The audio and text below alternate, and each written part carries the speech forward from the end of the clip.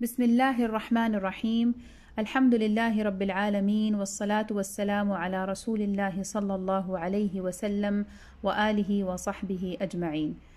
अपने सिलसिले का आगाज़ करेंगे। किताब है शर्ह मुस्नद इमाम आज़म रहमतुल्लाह तआला अलैहि।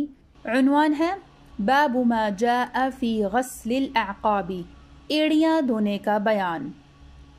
हदीस नंबर 53।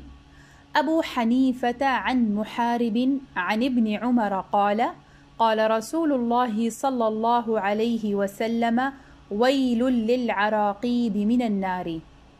हज़रत इब्न उमर रज़ियल्लाहु अन्हु फरमाते हैं कि रसूलुल्लाह सल्लल्लाहु अलैहि वसल्लम ने फरमाया, एड़ियों के लिए जहन्नम का अज़ाब है। हदीस की शरह, अरक़ूब एड़ियों के पीछे उस हिस्से को कहते हैं जो पाँव और पिंडली के दरमियान चारों तरफ होता है। एक रिवायत में हज़रत इब्न उमर रज़ियल्लाहु तआला अन्हु से मरवी है कि नबी अकरम सल्लल्लाहु अलैहि वसल्लम ने फरमाया, एड़ियों के लिए आग से हलाकत है। यहाँ पर नबी अकरम सल्लल्लाहु अलैहि वसल्लम ने एड़ियों को इसलिए ख़ास फरमाया कि अक्सर उनको सही तरह धोया नहीं जाता।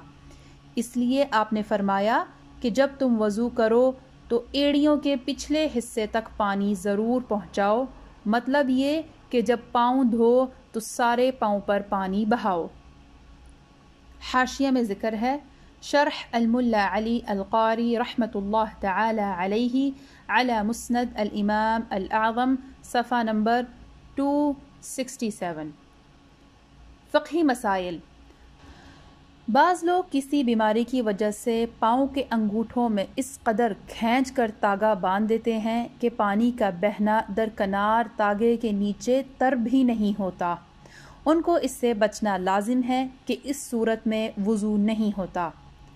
मसला, घाइयाँ और उंगलियों की करवटें, तलवे, एड़ियाँ को नीचे से सबका धोना फ़र्ज़ है।